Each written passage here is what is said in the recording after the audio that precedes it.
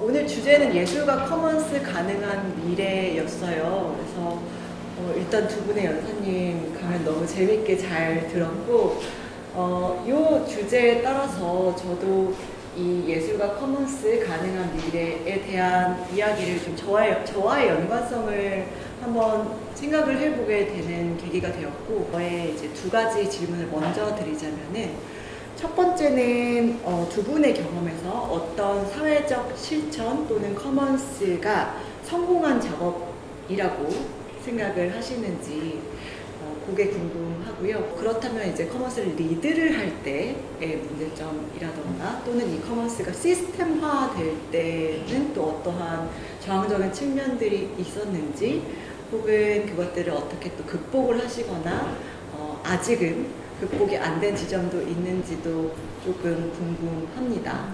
제가 하와이 원주민 문화에서 배워온 바들인데, 이제 그 중에 하나가 원주민 문화, 그러니까 탈식민화 그리고 원주민화가 이제 이분들의 화두이잖아요. 디콜로나이제이션 아니면 인디저나이제이션 이렇게 하는데, 거기에 가장 중요한 개념 중에 하나가 지속성이라고 얘기를 하거든요. 알로하 아이나라는 개념이 있어요. 땅에 대한 사랑, 땅 사랑. 그게 굉장히 큰 운동이고, 약간 하와이 민족주의를 표현하는 단어이기도 한데, 그래서 이런 지속성의 관점에서 성공의 척도를 둘 수 있고요.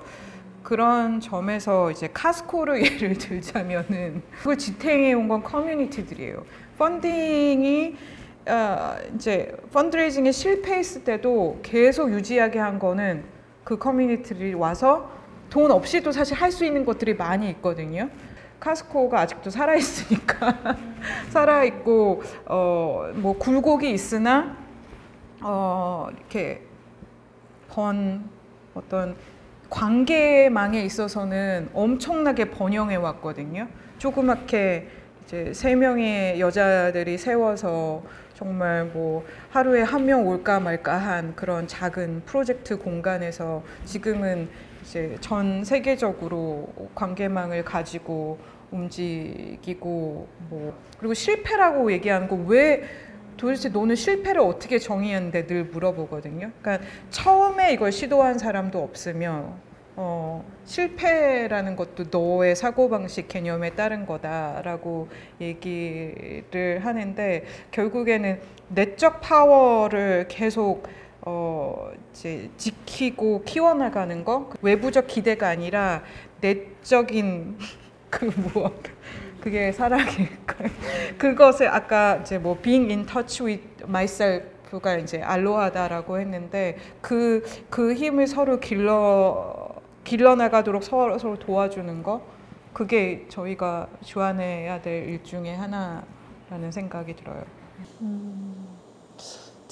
들으면서 저도 조금 정리가 되는 것 같아요. 근데 성공한 것을 얘기할 때는 뭔가 귀결되거나 그냥 그 상태로 좋은 것을 얘기를 하는데, 커먼즈는 제가 정말 경험이 짧지만 커먼즈로서 인식되게 하는 노력이 계속 유지되는 그 과정, 그 상태가 말씀하신 대로 존재를 하면 성공이라고 얘기할 수 있겠다. 그런데 그거는 언제든 무너질 수 있는 것 또한 커먼즈다라고 사실 지금까지는 느껴요. 느슨한 연대로 모였을 때에는 누군가의 헌신으로 그게 가능해져야 되는 거예요. 계속 가능하게 유지된다라는 것이 성공이라고 보는데, 그 성공은 결국 공유하고자 하는 것에 뜻을 모으는 사람들이 계속 관계를 갖고 유지하는 것, 그 상태를 갖고 있으면, 또 샘 네트워크 같은 경우 있으면 지금 활동을 하고 있고, 이것이 누구의 뭔가 이해 속을 차리는 것으로서 존재하는 것이 아니라 모여있는 음악가뿐만 아니라 음악이 사회에 존재할 수 있는 방식을 위해서 존재하는 그냥 연대 모임이다라고 외부에서 인식하는 것 자체로 성공이다라고 좀 생각을 생각하고 있거든요.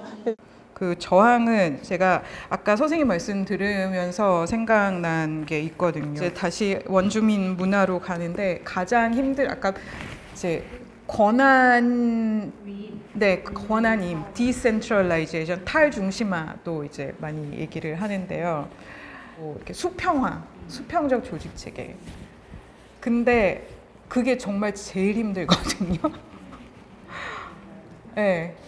근데 디렉터 있던 사람이 이런 말을 하면은 당연히 이제 자기 체크도 들어가야 되는데 정말 제가 권한을 내려놓으면서 그러니까 잘못 내려놓거나 그 내려놓는 이행 과정이 엄청 힘들었어요. 근데 그거고 다른 하나는 이제 하와이 원주민 문화에서 배우는 건데 이제 그 엘더 문화가 있어요. 조상이 그런 그 어떤 코스몰로지의 어떤 그런 신적인 존재로 가기도 하고 아니면은 땅과 바다도 우리의 조상인 거예요. 그러니까 내가 어디서 비롯되는지, 내가 어디에 사실은 속하는지, 그러면서 어른에 대한 존경이 있는 거거든요. 이 수평화 문화에 대한 필요성, 그리고 이런 그 신자유주의 문화, 그 사회의 파편화 이런 거 통해서 사실 그러니까 어린이, 청소년, 어른 이런 게 다 없어진 것 같아요. 어른이 없는 것 같아요. 어른을 잘 만드는 것도 중요하다는 생각이 들어요. 안 그러면 계속 이 커머닝의 위치가 약해지는 거죠. 네. 저희도 효율성을 가져야 되잖아요. 자꾸 사람 네트워크를 만들게 된 데는 아까 뭐 자본주의 체계나 지금까지 사회가 돌아온 것의 반작용으로서 커먼스를 말씀하셨잖아요. 근데 사실은 이 구조나 체계가 변화할 수 없는 건 아니잖아요. 누군가 윗세대에서 만들었고 그거를 누군가는 또 보존하고 있고 하는 거잖아요. 내가 누구를 비판할 게 아니라 나도 아무것도 하지 않고 있음을 창피해야 되는 거구나라는 생각을 하게 됐어요. 나부터 뭔가를 실천하는 것을 계속 가져가야 되겠다라는 생각에서 이런 네트워크를 만들고 이런 작업들을 계속 해나가는 것 같아요. 되게 다양한 예술가들이랑 걸 보면서 다른 맥락의 것들을 갖고 있는 사람들의 어떤 다름을 감각하면서 그 전까지는 어떻게 보면 우리 개라고 하는 좁은 것에서 경쟁하는, 그래서 약간의 그런 성과주의에 뭐 이런 것에 막 이게 몰두했다면 훨씬 더 예술적인 개에 와서 더 존중하게 되고 그 다름에 대한 것에 또 모르니까 더 신뢰하게 되고 하면서 이게 내가 주도해야지만 잘 되는 게 아니라 퍼실리테이팅 하는 리더십을 하는 것이 필요하겠구나 해서 그걸 연습하기 시작했던 것 같아요. 샘 네트워크 같은 경우는 아까 성공이라고 말씀을 드렸는데 샘 네트워크 같은 경우도 저항들이 몇 명 안 되지만 계속 있어요. 그런 공유제로서의 나눔? 뭔가 이런 의도는 다 좋은 선한 의도로 만났지만 그 목적이 조금씩 다른 거예요. 근데 그것보다 더 저를 이제 갈등하게 했던 것은 현실의 문제? 일자리가 되지 않으면은 여기에 이렇게 시간을 할애할 수 없는 젊은 친구들이 여기 들어와야 또 다양해지는데 그 친구들이 들어올 수는 없는 구조를 내 기준으로, 나의 옳고 그름으로 막는 것이 되게 불편했어요. 굉장히 힘들었어요. 그래서 저는 그 갈등을 제가 계속 안고 갈 수 없어서 그 리드를 어떻게 보면은 되게 구체적인 리더십을 이양하고 조력자로서 저를 전환시키는 방식을 택한 경우도 있어요. 여기 이제 사전에 질문을 주신 부분이 하나 있었는데 확장하고 있는 예술 제도 안에서 대안으로서 커먼스의 사회적 역할이나 의미가 좀 궁금하다라는 질문이 있었어요. 제도화되면 안 되지 않나라는 생각이 지금은 들고 있어요. 왜냐하면 저는 이제 예를 들면 연구센터의 운영 계획에 넣어드릴 때나 아니면 아이텍5도 사실은 문화예술교육진흥원의 사업이었기 때문에 기관의 성과와 레거시로 만들어야 되는 것이었는데 기관의 것이 아닌 이 예술 교육 실천가의 것에 공간에 놓기 위한 노력을 굉장히 힘들게 했어요. 싸웠어요. 굉장히 크게 싸웠어요. 왜냐하면 논리 진영이 다르기 때문에 기관의 것이 아닌 중간 지대에 놓을 수 있는, 사실 경계에 놓여져. 왜냐하면 어쨌든 진흥원의 사업 예산으로 목적성이 또 있기 때문에 그것과, 그렇지만 여기서의 다이내믹은 매우 현장에서 이 경험과 실천이 나눠질 수 있는 그런 구조로 만들어야 되는 것이어서, 우리들이 자발적으로 예술교육 실천가들이 연결돼 있을 수 있는 걸 남기자라고 했었어요. 그래서 아이텍5가 끝나고 어떤 목적성을 가지지 말고 그 연대의 목적을 두고 하자 해서 유지를 하고 있어요. 커먼스가 제도권 내에서 불가능하지는 않을 거예요. 돈이 생기고 사업으로 생기면 만드는 거 너무 잘해요, 한국이. 갇혀서 만들 거예요, 잘. 그렇지만 그게 본질적인 커먼스로서 계속 지속할 수 있는, 사람들의 자발적 연결로 계속 갈 수 있는 이 힘들이 존재할 수 있을까에 대해서는 현재로서는 좀 비관적인 것 같아요. 저는 제도의 영역이 축소되어야 한다고 생각을 하고요. 그래서 이제 재단의 역할은 분배에 있는 것 같아요. 재단에서 여러 연구를 한단 말이죠. 그래서 어떤 기금을 주고 그걸 평가하고 도와주고 막 단계를 만드는데 꽤 좋을 수 있는데, 이걸 장치를 만들기 시작하면은 장치에 다 치이는 거죠. 그래서 어떻게 하면 장치를 간소화할 것인가. 그리고 그러니까 제도의 역할에 대해서 더 고민을 하고 얘기를 하면 좋겠고요. 기본 소득 얘기하는데, 그거의 본질은 이제 삶의 안정성인 것 같아요. 그 안정성을 어떻게 부여할 것인가. 그러니까 그 안식처가 되는 것. 그래서 사회 전체를, 혹은 커먼스의 단위를 안식처라고 보면은 좀 그것도 재밌는 상상 같더라고요. 사회가 다 안식처로 구성되는 거예요. 안식처의 개념으로 보면 거기에 또 가능성이 좀 있지 않나? 라는 생각을 합니다. 개인적으로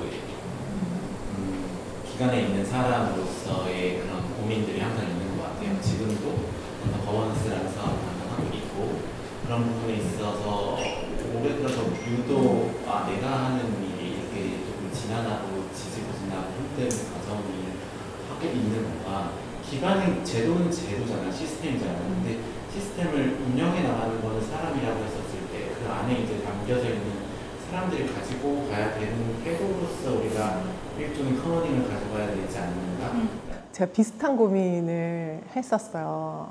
그래서 왜 기관은 그런 태도를 안에 장착할 수 없는 걸까? 공공기관은 기본적으로 정부의 정책 하에서 그것에 준하는 사업들을 하잖아요. 그런데 기본적으로 에이전시로 사업을 하는 거예요. 이제 인정해주는 게 평가보다 더 중요하고, 이렇게 되지 않는 것이, 에이전시로는 대리인이기 때문에 기본 전제가 틈만 나면 뭔가 딴짓을 할 거야. 나의 욕구를 채울 거야. 이게 기본이에요. 우리에게도 이제 그 똑같은 논리가 적용되는 거죠.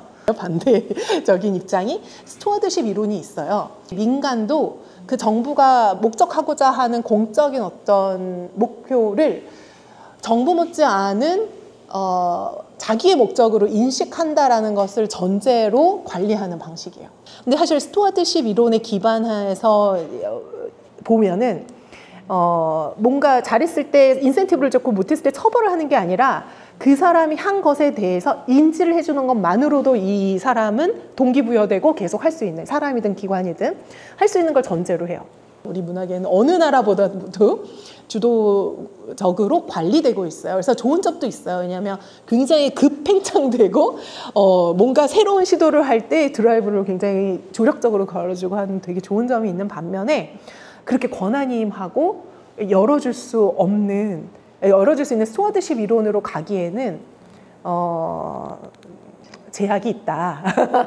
네, 그거는 문화부의 문제만이 아니라 정부가 행정적으로 관리를 하는 제도가 그렇더라라는 것을 알고 아직도 스튜어십 이론이 언젠가는 또, 왜냐면 사회가 변화했고 사람들의 인식이 변하고 정부의 기능이, 정치에 대해서도 정치가 이런 구조가 계속되는 게 맞아라는 생각을 요즘 하게 되잖아요. 마찬가지로 정부도 스스로 그런 걸 좀 자각을 하면 언제 또 바뀔 수도 있지 않을까, 바꿔야 되지 않을까라는 생각이 여기에는 한켠에는 있지만, 어쨌든 큰 기조가, 물줄기가 위에서 바뀌지 않는 채로 재단 내에서 예술가들이나 단체를 대하는 스튜어십 이론으로 전제하는 것들은 할 수는 있겠지만 굉장히 힘들게 내가 뭐 하는 거야 라는 생각이 계속 들 수밖에 없는 구조 내에서 일할 수밖에 없겠구나라는 생각을 했던 것 같아요. 저도 이제 두 분의 말씀에 조금 덧붙이자면, 두 분의 강연에서 두 분 다 가지고 있었던 키워드가 있었는데 돌봄의 키워드였던 거거든요.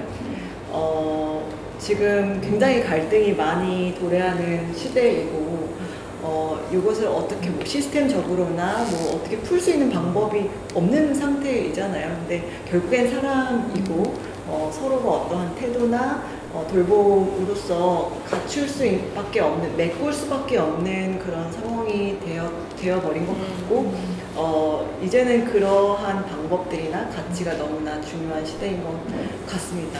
저희가 이제 3시가 다 되었는데요. 아까 이제 엘더에 대해서 말씀해 주셨는데, 저는 이제 개인적으로 제가 두 분보다 조금 어리거든요. 저의 언니 기획자들, 또 예술가들에게 늘 감사를 느끼면서 작업을 하고 있고, 그것이 저를 지속할 수 있는 힘이라고 믿고 있습니다. 그래서 이 자리를 빌어서 감사하다는 말씀을 드리고 싶습니다.